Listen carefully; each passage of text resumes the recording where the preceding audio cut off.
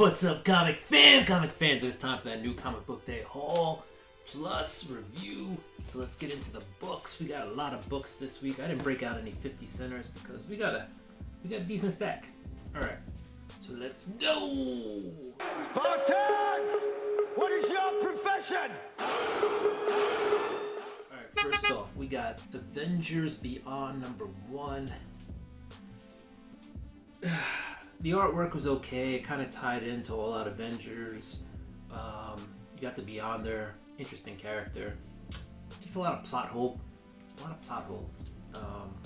of plot points that bothered me about this book. So I don't think I'm going to continue with it past this. Looks like it could be a fun read if you want some action adventure kind of, just something happening every issue. This might be for you, but the plot points were just a little bit too out there for me, right? So like the Beyonder needs the Avengers' help to fight this guy who's coming, but if he uses his powers, the guy can find them, but the guy's still coming, so why can't the Beyonder use his powers to help? I don't know. If he finds me, we'll have to fight a war, but he's coming, so you guys stop him. I can't use my powers though, because he'll find me, but he's coming. Plot points, just whatever.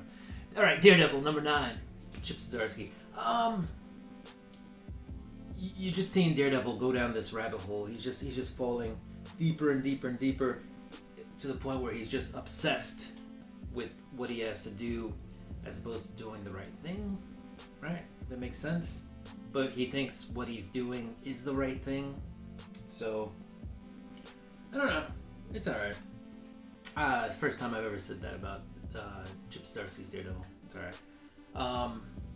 I don't know. I'm not sure if I like the way the character's going because I feel like the character's already been beaten down so much, right? At some point, you can only get beaten down so much before you just reach rock bottom.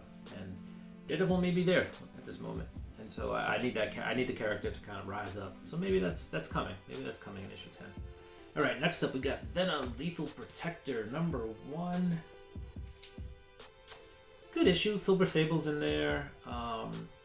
This happens early on when Venom is the Lethal Protector, still wants to kill Spider-Man, right? So this is like prequel stuff you got happening here. It's a good story. I enjoyed reading this one issue. Maybe I'll get a second issue of it, but the real reason I picked it up was because I wanted this Alex Ross cover, this Timeless cover. So pretty dope cover. So that's really the reason I picked it up. Why I picked up 2 issues, still not sure. But fun read. It's good to read that old Eddie Brock Venom.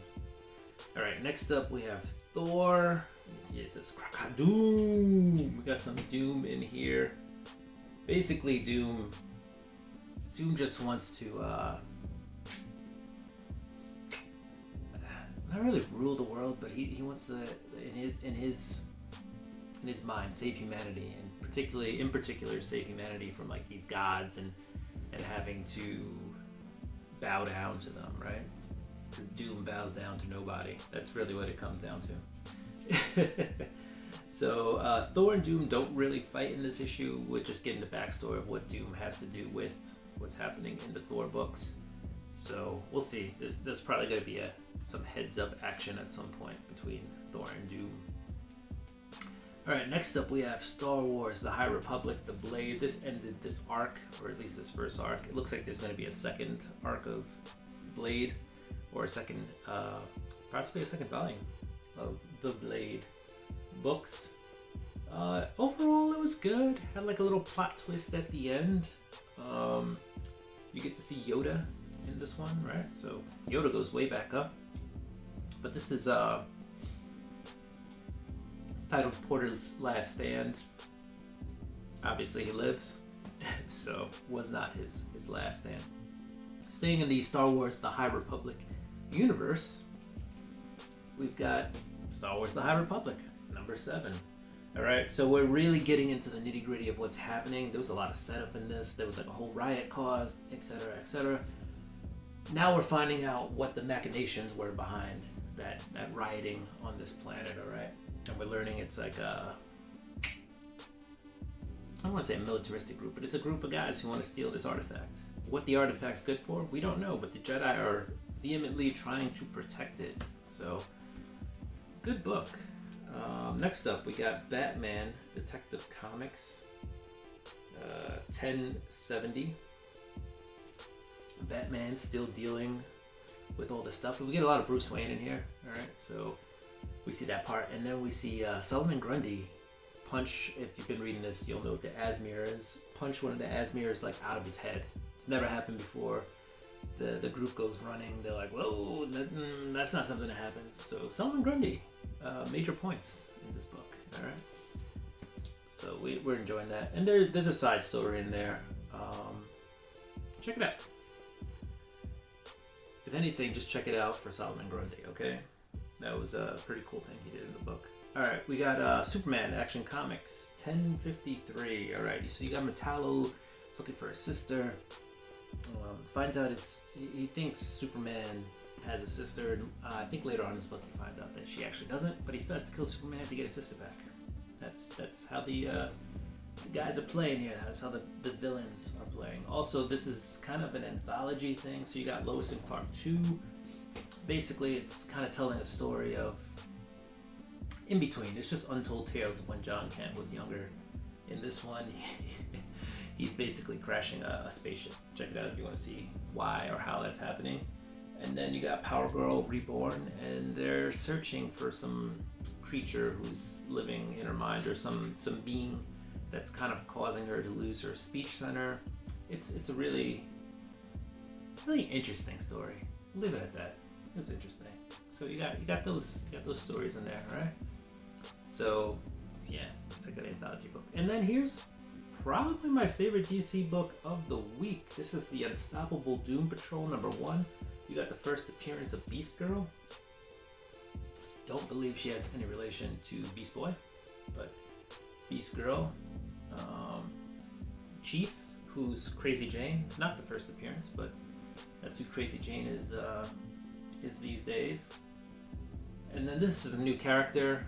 I already forgot his name. It slips my mind, but according to this cover, it looks like that person's going to be part of the Doom Patrol from here on out. The Unstoppable Doom Patrol. And his powers all generate from him being mean.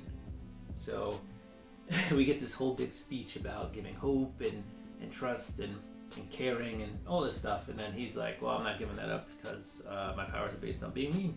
And I have to be mean to be powerful. And I look better when I'm powerful. So that's pretty much the whole thing. But I did like the dynamic of this team so much that I got this like design cover variant, whatever this is. Not really a design cover, but I guess it is the design variant. So pretty cool. All right, we're in the indies now, and we're gonna go with Image.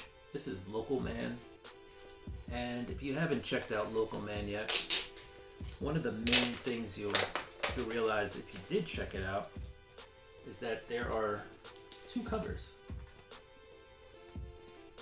because there's two stories. One's short. I believe Tim Seeley writes the short ones. I guess you call it the backup story. And then you have the one main story. And I'm guessing that's Tony Fleeks who's writing it. So yeah, we're just getting more details about the Local Man.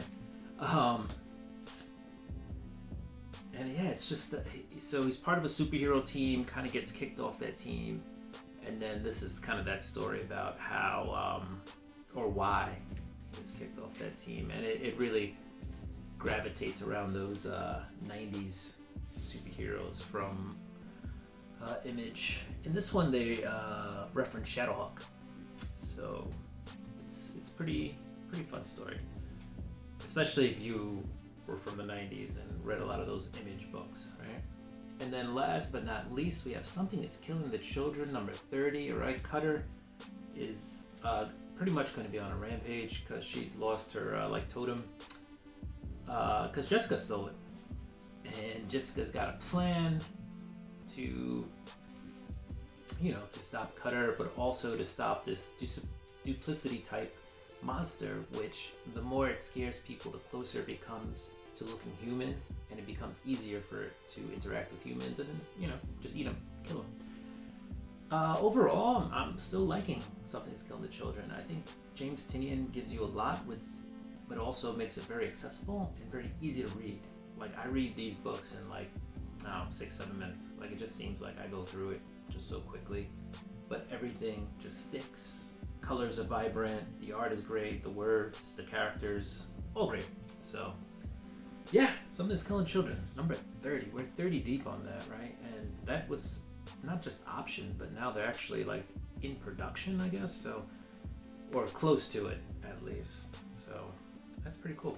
No 50-cent books, like I said, this week, but guys, there are some of those free preview books. So if you want to check out what Marvel or DC is doing, go ahead and do that. And if you go to previews.com or Previews World, or you look up Previews World, you can see all the comics, including the indies, coming out this week.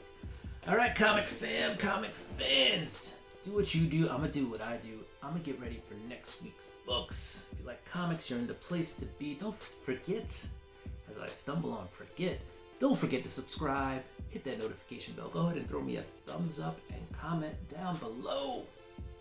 Peace.